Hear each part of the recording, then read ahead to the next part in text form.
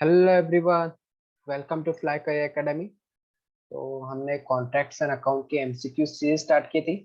तो first chapter का MCQs हमने कंप्लीट किया है, सेकंड चैप्टर का भी हमने कंप्लीट किया है। आप डिस्क्रिप्शन में दोनों के लिंक्स देख सकते हो। आज हम स्टार्ट करने वाले हैं chapter number 3, tender and tender document. Okay, तो स्टार्ट करते हैं सेशन को। Let's start. तो थर्ड चैप्टर स्टार्ट कर रहे हैं, टेंडर एंड टेंडर डॉक्यूमेंट। तो सबसे पहले MCQs. Dash is an offer in writing to execute some specified work under certain terms and condition is known as। उसको हम कॉन्ट्रैक्ट बोलते हैं, टेंडर बोलते हैं, एग्रीमेंट बोलते हैं और नन ऑफ दिस। तो जो भी किसी को ऑफर देना है मीन्स टेंडर इनवाइट करना है। ठीक है, टेंडर। तो टेंडर को ही हम बोलते हैं एक ऑफर इन राइटिंग। मतलब कॉन्ट्रैक्टर को ऑफर दे रहे हैं ना हम, कि हमारा काम करना है। ठीक है, तो उसको हम बोलते हैं टेंडर। क्या बोलते हैं? टेंडर। टेंडर हमेशा क्या रहता है? एक ऑफर होता है इन राइटिंग के अंदर। Okay, next question.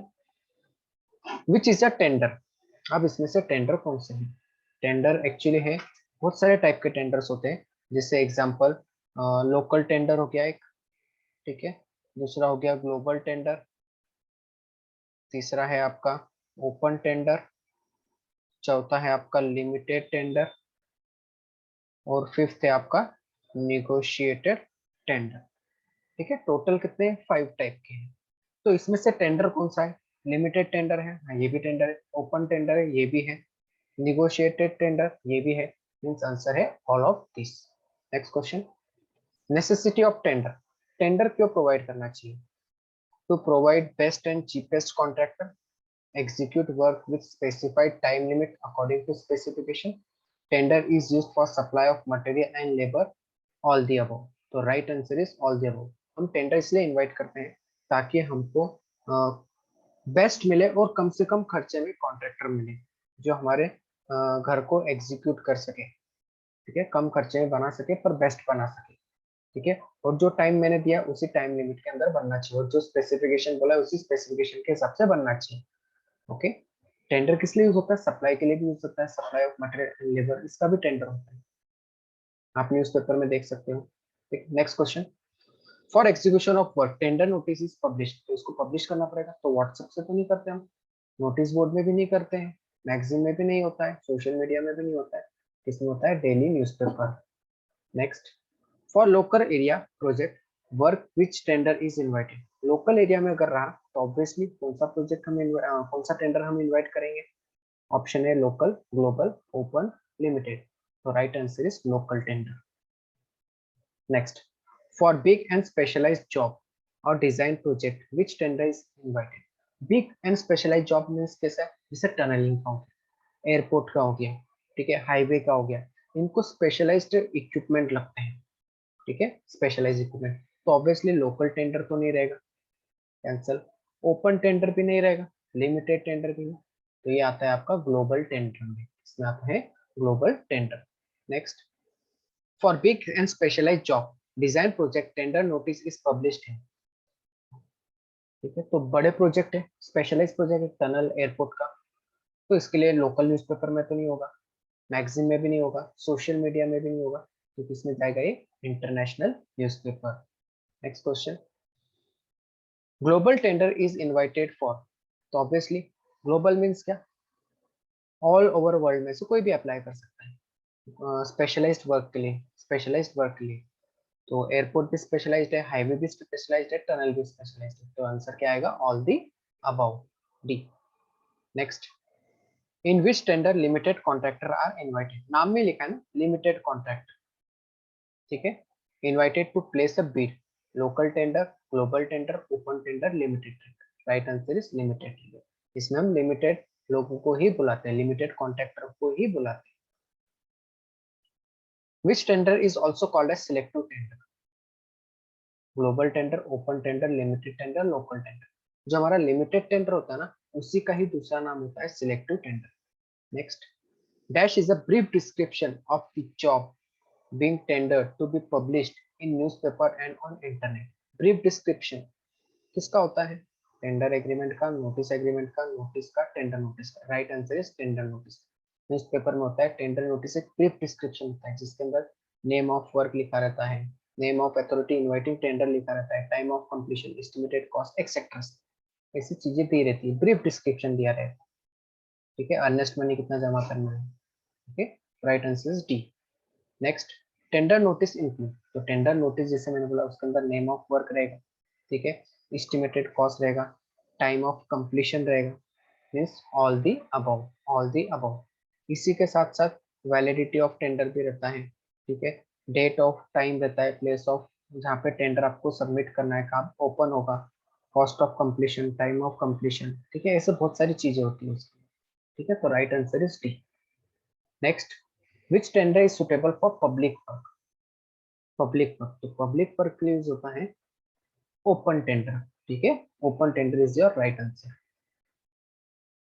Next, who is the authority to invite the tender, तो टेंडर कौन इनवाइट करता है, टेंडर इनवाइट करता है एग्जीक्यूटिव इंजीनियर। ठीक है, एग्जीक्यूटिव इंजीनियर टेंडर को इनवाइट करता है। While submitting a tender the contractor is to deposit, tender submit कर रहा है तो उसको एंट्री फी लगेगी ना, एंट्री फी मतलब अर्नेस्ट मनी डिपॉजिट। ठीक है, तो जब भी टेंडर सबमिट करते हैं तो उसको पार्टिसिपेशन फी भरनी पड़ेगी, तो उस पार्टिसिपेशन फी को हम बोलते हैं ईएमडी। ठीक है, ईएमडी, सिक्योरिटी डिपॉजिट भी नहीं, एडवांस भी नहीं, ये ऑप्शन तो है ही नहीं। ठीक है, ये भी ऑप्शन नहीं, एसडी भी नहीं, बचा क्या, ईएमडी। ठीक है, ये ईएमडी फिर कितना अमाउंट भर, कितना अमाउंट रखना चाहिए। ठीक है, while submitting a tender the contractor is to deposit a certain amount of dash percentage of the estimated cost, ये जरूरी है। जब सबमिट करते हैं तो आपको क्या करना, पार्टिसिपेशन फी भरना है, पार्टिसिपेशन फी भरना है मतलब ईएमडी भरना है, अर्नेस्ट मनी डिपॉजिट। ठीक है, तो वो कितना होता है 1 to 2%, 1 to 2%। Next question, security deposit is paid, आप सिक्योरिटी डिपॉजिट कब पे करना है, while purchasing tender, while submitting tender, after acceptance of tender। while submitting tender में तो हम ईएमडी भरते हैं, तो मतलब ये ऑप्शन तो चला गया। while purchasing ये तो ऑप्शन ही नहीं। ठीक है, आफ्टर एक्सेप्टेंस, जब आपका टेंडर एक्सेप्ट हो जाता है तब आपको सिक्योरिटी डिपॉजिट पे करना है, ये भी ऑप्शन नहीं रहेगा, तो right answer is C. Next, on acceptance of tender the contractor has to deposit dash percentage of estimated cost, accept होने के बाद हम क्या भरते हैं, सिक्योरिटी डिपॉजिट। ठीक है, तो ये कितना परसेंट होता है, 5 to 10%। ठीक है, 5 to 10%, security deposit is 5 to 10%। ठीक है, next question, SD is return to the contractor after, security deposit कब रिटर्न करते हैं कॉन्ट्रैक्टर को, after dash month from the date of payment of final pay, 3 month, 6 month, 12 month, 1 month, right answer है 3। If contractor fails to fulfill the terms of contract, his dash is forfeited by the department। अब हमने क्या किया, contractor को tender किया, ठीक है, पर उसने as per terms and condition के हिसाब से काम नहीं किया, तो उस केस में उसने जो सिक्योरिटी डिपॉजिट जमा किया है वो पूरा क्या हो जाएगा, फोरफिएटेड है। ठीक है, तो whole security deposit is forfeited या फिर part of security deposit is forfeited, both A and B, none of this, तो राइट आंसर है बोथ ए एंड बी। ठीक है, दोनों भी वही है, इसका मतलब भी एक ही है। If contractor refuse to accept the work, his earnest money is forfeited और रिफंड, जैसे मुझे मिला टेंडर, मैंने बोला मुझे नहीं करना है, तो मैंने जो अर्नेस्ट मनी जमा किया था, पार्टिसिपेशन फी, वो फोर्टिफाइड हो जाएगा। ठीक है, मुझे रिफंड नहीं मिलेगा, fortified, right answer is forfeited, sorry forfeited. Validity period ranges from, validity period जो रहता है वो रहता है 30 to 90 days, याद रखना है, पूछेंगे आप। Which document is very important in tender document, अब जब टेंडर हम सबमिट करते हैं तो बहुत सारे डॉक्यूमेंट्स होते हैं उसमें, तो ठीक है, तो उसमें से सबसे जो इंपॉर्टेंट होता है वो होता है tender notice, tender notice. Index भी इतना इंपॉर्टेंट नहीं, स्पेसिफिकेशन शेड्यूल ए भी नहीं है, और बहुत सारे डॉक्यूमेंट्स है, पर सबसे ज्यादा इंपॉर्टेंट होता है tender notice, tender notice. Question आएगा इसके related, which is a not, which is not the form of contract, A1, A2, P1, T1। देखो फॉर्म ऑफ कॉन्ट्रैक्ट कौन से होते हैं, A1 होते हैं, A2 होते हैं, B1 होते हैं और B2 होते हैं। ठीक है, A1, A2, B1 और B2। ठीक है, तो which is not a form of contract, तो A1 तो सही है, कॉन्ट्रैक्ट का फॉर्म है, A2 भी कॉन्ट्रैक्ट का फॉर्म है, B1 भी कॉन्ट्रैक्ट का फॉर्म है, राइट आंसर इज D1। तो D1 जो होता है वो कॉन्ट्रैक्ट का फॉर्म नहीं होता है। Okay, next question, contractor has to insert his rate on schedule A, B, C और D। शेड्यूल ए होता है, शेड्यूल बी होता है, शेड्यूल सी होता है, शेड्यूल डी नाम का कोई नहीं होता है। ठीक है, मींस ये ऑप्शन कैंसिल। ए जो होता है, बी जो होता है, अब सी। कॉन्ट्रैक्टर मतलब बिल्डर, तो याद रखना है schedule B, B for builder. तो शेड्यूल बी में सब उसका रेट्स लिखेगा हो, जिसको हम बोलते हैं bill of quantities. Schedule B includes, schedule B includes bill of labours, bill of quantities, rate of material और नेम ऑफ मटेरियल। मैंने अभी आपको बोला कि वो क्या इंक्लूड करता है, bill of quantity. Schedule B builder, builder means contractor, क्या भरता है उसके अंदर, उसके रेट्स, उसको हम बोलते हैं bill of quantities. Next schedule C, जैसे मैंने बोला था ए बी और सी होता है, उसमें से जो सी होता है ना, वो सिर्फ होता है मशीनरीज के लिए। ठीक है, तो ऑप्शन देखते हैं, मटेरियल लिखा है, मशीनरी लिखा है, name of material, bill of quantities. Bill of quantities तो शेड्यूल बी का है।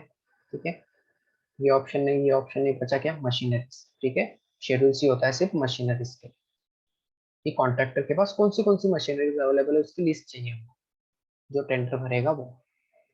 Which schedule is showing the material to be supplied from the departmental store for work contracted to be executed and rates at which they are charged? Schedule A, Schedule B, Schedule C, Schedule D. Schedule D तो होता ही नहीं। Schedule C किसके लिए, machineries. B for builder, मतलब bill of quantities. बचा क्या, A। तो जब भी मटेरियल डिपार्टमेंट से सप्लाई होगा, डिपार्टमेंट से सप्लाई होगा जो वर्क को एग्जीक्यूट करना है, तो कौन से मटेरियल सप्लाई हो गए हैं, ठीक है, वो सब किस में रहेगा, शेड्यूल ए के। Next, if delay in work is due to dash then contractor will not be penalised. मतलब अगर कुछ ऐसे रीजंस अगर रहे, ऐसे कौन से रीजन है, ऐसे कौन से रीजन है जिसमें कॉन्ट्रैक्टर को पेनल्टी नहीं भरनी पड़ती। ठीक है, क्लाइंट, ओनर, नेचुरल कैलेमिटीज। देखो, क्लाइंट की वजह से डिले हुआ तो भी कॉन्ट्रैक्टर पेनल्टी नहीं भरेगा, ओनर की वजह से हुआ तो भी नहीं भरेगा, नेचुरल कैलेमिटीज की वजह से हुआ, जैसे बरसात आ गई, बहुत कोरोना का पीरियड आ गया, ठीक है, तो ये नेचुरल कैलेमिटीज होते हैं। ठीक है, तो इस केस में कॉन्ट्रैक्टर को कोई पेनल्टी भरने की जरूरत नहीं होती है। तो right answer is all the above. Next question, to extend the time contractor has to submit application to. जैसे कोई भी काम का एक टाइम लिमिट होता है, 1 ईयर का, समझे एक एग्जांपल। अगर मेरा काम 1 ईयर के अंदर कंप्लीट नहीं हो रहा है, तो मुझे क्या करना पड़ेगा, एक एप्लीकेशन देना पड़ेगा। वो किसको दूंगा मैं, एग्जीक्यूटिव इंजीनियर को, एग्जीक्यूटिव इंजीनियर को, कि मेरे को 2 महीना एक्स्ट्रा और चाहिए। ठीक है, तो देखते हैं ऑप्शन क्या है, जेई है, एई है, एग्जीक्यूटिव इंजीनियर, एनी इंजीनियर। तो right answer is executive engineer. जो इनवाइट करता है टेंडर को, उसी को ही देना है। Next, maximum penalty is up to -% of contract amount can be imposed on contractor. तो पेनल्टी का भी एक अमाउंट होता है, तो मैक्स टू मैक्स कितनी पेनल्टी भर सकता है, 10%। ठीक है, मैक्सिमम पेनल्टी की जो रेंज है वो 10% है। 10% से ज्यादा अगर एक्सीड हुई तो कॉन्ट्रैक्ट उसका टर्मिनेट हो जाता है। Full form of DLP, DLP means क्या होता है, defect lease period, defect laying period, defect liability period, defect liquidity period. तो राइट आंसर है defect liability period, defect liability period. Defect liability period का मतलब क्या होता है, जैसे मैंने एक कंस्ट्रक्शन किया, 1 साल में कंप्लीट किया, तो मुझे एक पीरियड दिया जाता है। ठीक है, उस पीरियड मतलब जैसे 1 ईयर पकड़ लो, या फिर 6 महीने पकड़ लो, या 6 महीने, तो उस पीरियड में अगर कुछ भी डिफेक्ट होता है बिल्डिंग के अंदर, स्लैब लीकेज हो रहा है, ठीक है, कुछ भी ऐसे कुछ भी डिफेक्ट हुआ, तो उसको रेक्टिफाई करने के लिए मैं अमाउंट पे करूंगा। ठीक है, मैं ठीक करके दूंगा। ठीक है, तो उसको हम बोलते हैं डिफेक्ट लाइबिलिटी पीरियड। तो एक समय होता है। Defect liability period is generally adopted, generally कितना रहता है, कितने मंथ का होता है, after completion of project, 1 month, 5 month, 12 month, 24 month. Right answer is 12 month, 1 साल का होता है। ठीक है, 6 महीने का नहीं, 1 साल का।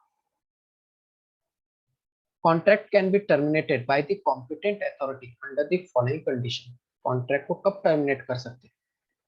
Bankrupt of contractor if work is not completed within given time limit, if contractor submits his contract, all the above। तो राइट आंसर है all the above। ठीक है, अगर कॉन्ट्रैक्टर बैंकक्रप्टी है या फिर कॉन्ट्रैक्टर ने टाइम पे काम कंप्लीट नहीं किया, ठीक है, या फिर कॉन्ट्रैक्टर ने काम लिया और दूसरे को दे दिया, जिसको हम बोलते हैं सबलेट्स, तो ये चलता नहीं। ये चलता नहीं कि मैंने कॉन्ट्रैक्ट लिया, मैं टेंडर भरा, मैं जीत गया, मैंने कॉन्ट्रैक्ट किसी और को दे दिया, तो ऐसा नहीं चलता। ठीक है, right answer is all the above. Sublet is desirable under the following situation. मैंने अभी बोला ना, सबलेट नहीं चलता, मतलब किसी को हैंडओवर नहीं कर सकता, पर कुछ सिचुएशन में चलता है, जैसे कॉन्ट्रैक्टर बहुत बीमार हो गया।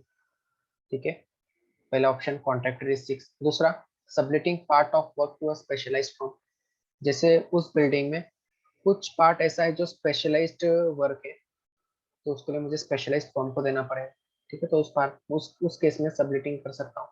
Main contractor come across the financial difficulty, जैसे मैं मेन कॉन्ट्रैक्टर था, मुझे फाइनेंशियल डिफिकल्टी आ गई, तो उस केस में मैं सबलेट कर सकता हूँ। तो ये अगर रीजन रहा तो उस केस में आप सबलेट कर सकते हैं। Right answer is all the above. Next, for big project, the period of completion is large and at the same time cost of material and labor increases with time is called as arbitration, debate, escalation, defect liability period। तो देखो, defect liability period तो एक समय होता है जिसके अंदर building अगर कुछ भी खराब रही तो कॉन्ट्रैक्टर क्या करेगा? पे करेगा। ठीक है, कॉन्ट्रैक्टर उसको रेक्टिफाई करेगा, ठीक है, डिबेट तो कोई ऑप्शन ही नहीं है। आर्बिट्रेशन मतलब क्या? जब डिस्प्यूट्स होता है उसको सॉल्व करने की जो प्रोसीजर होती है उसको हम बोलते हैं आर्बिट्रेशन। तो क्या बचा? एस्केलेशन। तो एस्केलेशन का मतलब क्या होता है कि जैसे अगर कोई प्रोजेक्ट है, 1 ईयर का प्रोजेक्ट है, अब 1 ईयर तक जो सीमेंट का भाव है वो एक ही रहेगा क्या? नहीं, वो तो बढ़ेगा, राइट? तो प्राइस में चेंजेस होंगे, लेबर के प्राइसेस में चेंजेस होंगे, तो उसको हम बोलते हैं एस्केलेशन। तो ये किसके लिए लागू होता है? बड़े प्रोजेक्ट के लिए। ठीक है, फिक्स प्रोजेक्ट के लिए। Escalation is applicable for work whose estimated cost is more than dash lakh and period of completion is more than dash year. 1 lakh 5 year, 5 lakh 1 year, 10 lakh 2 year, 20 lakh 3 year। तो right answer is 5 lakh के ऊपर अगर project रहा और period of completion 1 year से ज्यादा रहा तो ये एस्केलेशन जो टर्म है वो लागू होता है। Next, the process of setting the dispute between the client, owner and contractor. झगड़े हो गए कॉन्ट्रैक्टर और ओनर के बीच में, तो उसको सेटल करना पड़ेगा। तो सेटल करने का काम, जो प्रोसेस होता है, सेटल करने का जो प्रोसेस होता है उसको हम क्या बोलते हैं? Arbitration, arbitrator, escalation, defect liability. ये तो हमने देख लिया, ये कैंसिल हो गया।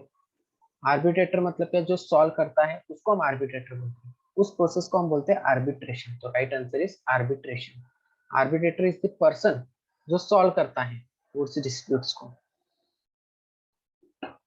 An amount of compensation payable to owner by contractor due to the delay in the construction of the work is called as। Construction का जो टाइम पीरियड था उसमें कंप्लीट नहीं हुआ, उसमें डिले हो गया, तो उस केस में कॉन्ट्रैक्टर पे करेगा किसको? ओनर को। तो उस टर्म को हम क्या बोलते हैं? Unliquidated damage, liquidated damage, defect liability period और एस्केलेशन। ये तो कैंसिल हो गया, इसके बारे में तो हमने पढ़ लिया। बचा क्या? अनलिक्विडिटी और लिक्विडिटी डैमेज। तो right answer is liquidity damage. ठीक है, लिक्विडिटी डैमेज में क्या होता है? एक्चुअल डैमेज नहीं होता है, एक्चुअल डैमेज स्ट्रक्चर को नहीं होता है, पर अनलिक्विडिटी डैमेज में क्या होता है? एक्चुअल जो डैमेज होता है स्ट्रक्चर का, उसका जो भरपाई करनी पड़ती है वो करता है कॉन्ट्रैक्टर, किसको? ओनर को। उसको हम बोलते हैं unliquidated damage. EMD content in which envelope? EMD मतलब अर्नेस्ट मनी। ठीक है, टोटल 4 एनवलप होते हैं, 1 2 3 4। तो ईएमडी किस में होता है? 1 2 3 4। Right answer is envelope number 1। Document in which envelope? जो डॉक्यूमेंट्स होते हैं कॉन्ट्रैक्टर, एनवलप 1 में तो ईएमडी होता है, बचा क्या? एनवलप 2 3 और 4, 2 3 और 4। तो राइट आंसर है 2। ठीक है, 2 के अंदर सब डॉक्यूमेंट होते हैं। Price tender form contain in which envelope?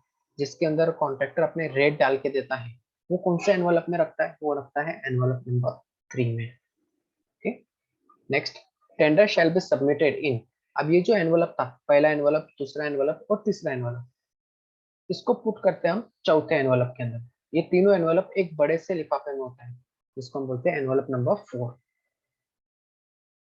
Before accepting the tender it is required to check by the process of, accept करने से पहले उसको चेकिंग करनी पड़ती है, उसको हम क्या बोलते हैं? स्क्रूटिनिटी, डिबेटिंग, एस्केलेशन, लिक्विडिटी। तो राइट आंसर है स्क्रूटिनी, स्क्रूटिनी। ठीक है। After scrutiny, dash statement of all tender should be prepared, keeping the lowest tender first.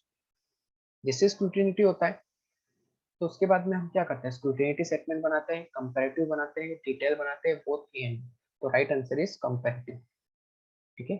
जिन्होंने जिन्होंने लोएस्ट किया उनका कंपैरिजन होता है, तो उसको हम बोलते हैं कंपैरेटिव स्टेटमेंट। ओके। तो यहाँ पे सब एमसीक्यूज मैंने कवर कर लिए हैं। ओके। तो नेक्स्ट जो वीडियो रहेगा मेरा रहेगा MCQ on accounts in PWD. तो गुड लक। कुछ भी अगर डाउट रहा तो आप मुझे कॉल या मैसेज कर सकते हो। इसकी पीडीएफ डिस्क्रिप्शन में मिल जाएगी। इससे पहले जो वीडियोस हो चुके हैं 2 चैप्टर के, वो भी आपको डिस्क्रिप्शन में मिल जाएगा। इसका आंसर की भी डिस्क्रिप्शन में मिल जाएगा। Okay, thank you.